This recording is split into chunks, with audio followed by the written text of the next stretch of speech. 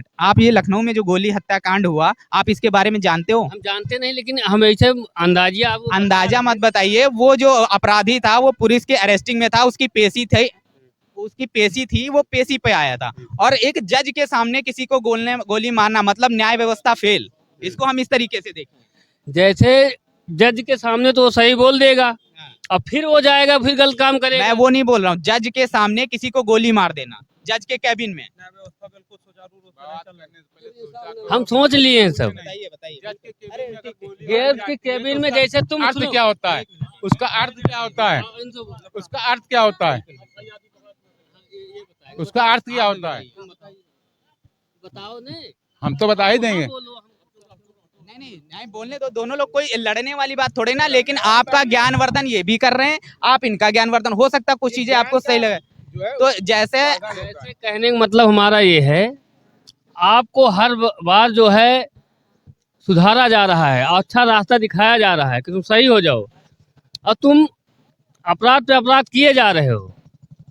और अत्याचार जब ज्यादा बढ़ जाता है तो आदमी किसी न किसी तरह, तुम पकड़ी नहीं मिल रहे हो, किसी तरह अगर मिल गए तो जज नहीं, कितना बड़ा जज हो तो वहां भी मार दिए जाओगे तुम।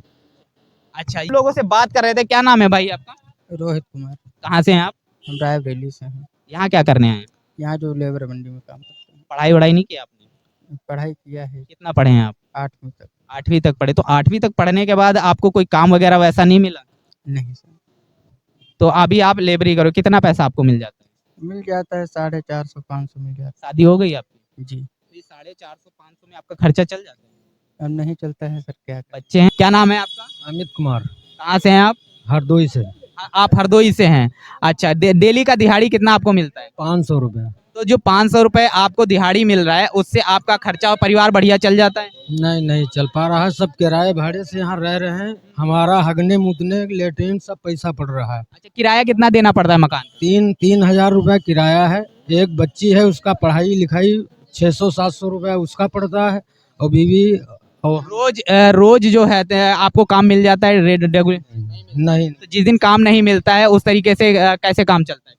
फिर वैसे उसी मजदूरी दिहाड़ी से काम चलाते हैं। क्या लग रहा है आज की डेट में महंगाई है? हाँ, महंगाई तो बहुत हो गई है। कैसे चल रहा है परिवार? जैसे दाल रोटी चल रहा है वैसे चला रहे हैं। बच्चे हैं आपके? हाँ, पढ़ाई कर रहे हैं? हाँ, पढ़ाई कर रहे हैं। कहाँ पढ़ा रहे हैं? अब वो जो सरकारी में पढ़ाते हैं। क्यों, प्राइवेट इतने अच्छे अच्छे स्कूल हैं, वहाँ क्यों नहीं? अरे तो उतना हम लोग के पास बजट नहीं है भैया। बजट नहीं है।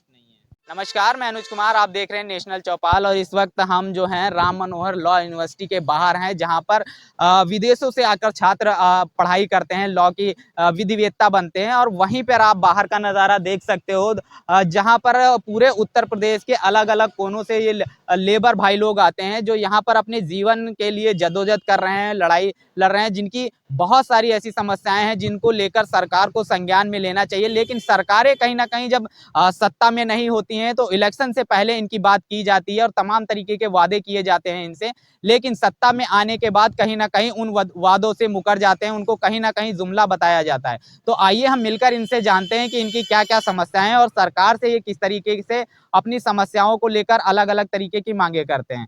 तो बात करते हैं इन लोगों से। क्या नाम है आपका? मंजूर आलम। कहाँ से हैं आप? हम यहीं बिहार से, हम यहीं रहते हैं। क्या करते हैं आप? राजमिस्त्री काम करते हैं। कितना दिहाड़ी मिल जाता है राजस्थान? 650-700। आप बिहार से लखनऊ उत्तर प्रदेश आए हैं? हाँ। तो आपको वहाँ पे काम नहीं है बिहार में? नहीं, काम था तो वहाँ हम लोग यहाँ रह गए हैं, यहीं कमाते हैं शुरू से। तो क्या लग रहा है आज की डेट में महंगाई है? हाँ, महंगाई तो बहुत हो गई है। कैसे चल रहा है परिवार? जैसे दाल रोटी चल रहा है वैसे चला रहे हैं। बच्चे हैं आपके? हाँ, पढ़ाई कर रहे हैं? हाँ, पढ़ाई कर रहे हैं। कहाँ पढ़ा रहे हैं? अब वो जो सरकारी में पढ़ाते हैं। क्यों, प्राइवेट इतने अच्छे अच्छे स्कूल हैं, वहाँ क्यों नहीं? अरे तो उतना हम लोग के पास बजट नहीं है भैया। बजट नहीं है। तो क्या लगता है सरकारी में और प्राइवेट में पढ़ाई में कोई अंतर है? नहीं, अंतर का है थोड़ा सा, 19-20 तो है ही है। प्राइवेट होता है और सरकारी होता है। क्या नाम है आपका? मेरा नाम है राजू कुमार कन्नौजिया, कहाँ से आए हैं आप? जिला अम्बेडकर नगर। अम्बेडकर नगर से आप यहाँ आए हैं लखनऊ में, क्या करते हैं आप यहाँ? यहाँ मैं लेबरगिरी करता हूँ। कितना दिहाड़ी मिल जाता है डेली? डेली 500 रुपये दिहाड़ी मिलती है। 500 में आराम से खर्चा चल जाता है, परिवार चल जाता है आपका? 500 में खर्चा परिवार सब चल जाता है। परिवार चल जाता है।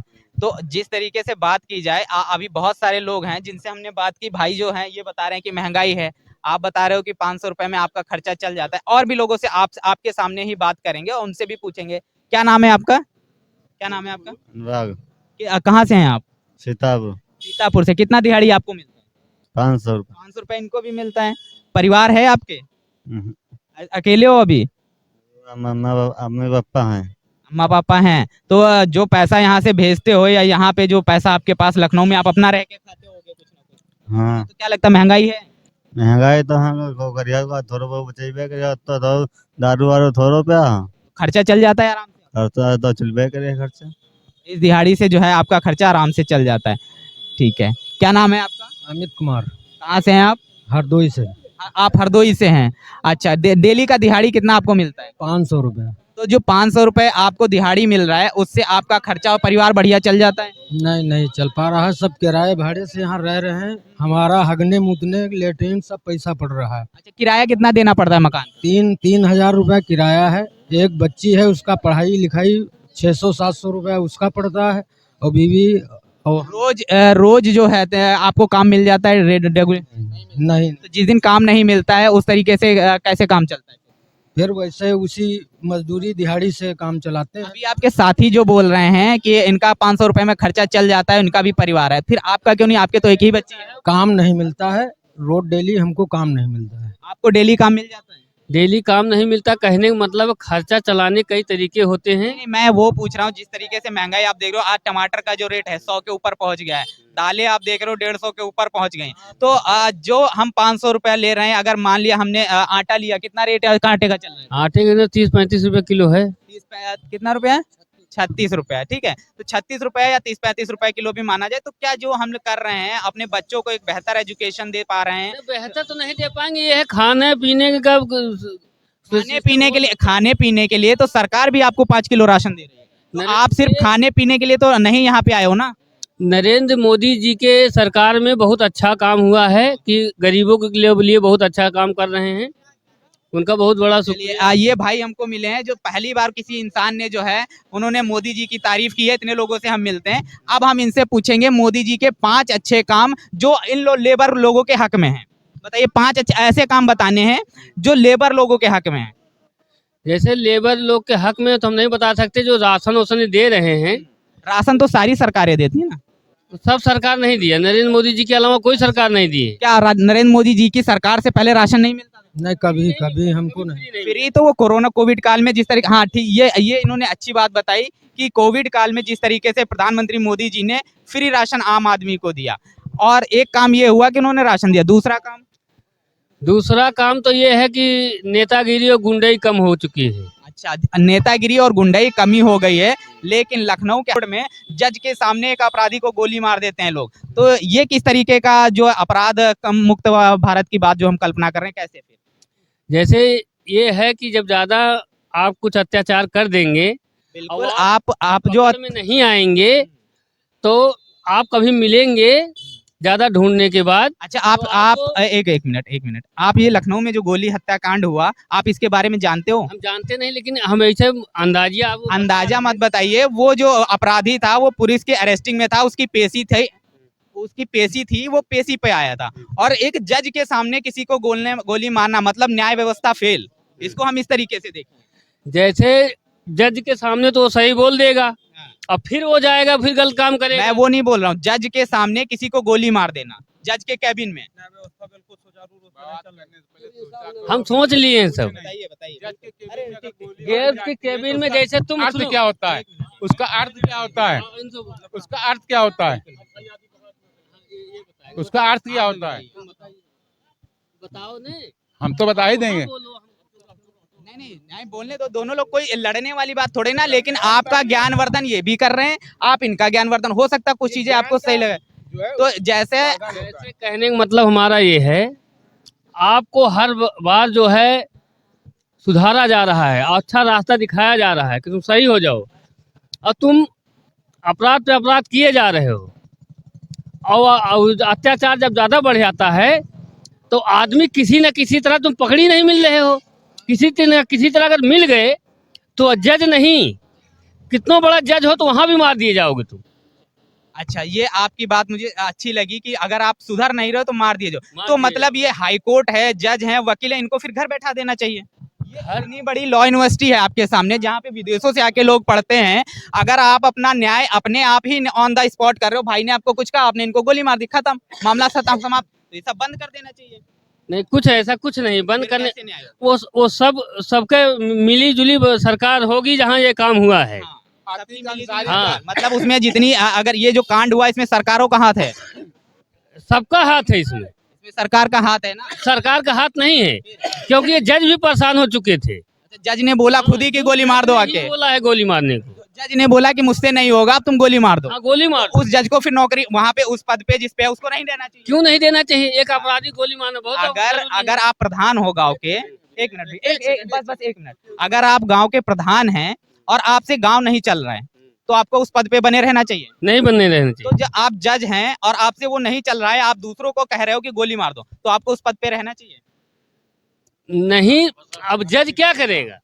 जज तुम्हारे कितने पीछे घूमेगा? वही मैं कह रहा हूँ, आप अधिकारी के पास जाते हो जो आपको कॉलोनी वगैरह देता है, अगर वो वहां पे भ्रष्टाचार करता है और आपको वो काम नहीं कर रहा है तो उसको उस पद पे रहना चाहिए। नहीं रहना तो चाहिए। वो जज जो न्याय नहीं कर पा रहा है, न्याय के लिए दूसरों के सामने हाथ फैला रहा है, उसको उस पद पे रहना चाहिए। नहीं रहना चाहिए। तो बस वही चीज है कि अगर आप न्याय ऑन द स्पॉट खुद से ही करना चाह रहे हो तो इसका मतलब है न्यायपालिकाएं, वकील, पुलिस सबको बंद कर देना चाहिए। क्योंकि जिस तरीके से प्रदेश में बात की जा रही है, यहाँ पे न्याय जो है लोग ऑन द स्पॉट करने की बात कर रहे हैं, तो किस तरीके से आप देख रहे हो कि किस तरीके से लोगों की मानसिकता में न्याय को लेकर क्या चीजें भर रही हैं लगातार। भारत में एक संविधान है और उस संविधान के तहत हर एक इंसान को, कोई भी अपराध करता है तो उसके अपने बचाव के पक्ष में या जो इंसान उससे पीड़ित है उसको अपना पक्ष रखने का मौका दिया जाता है, और जो दोषी होता है उसको उस न्याय प्रक्रिया के तहत सजा होती है, जिसको लेकर सारी। लेकिन कभी कभी हम ऐसे भी मामले देखते हैं जहां पर बेगुनाह लोग भी फंस जाते हैं,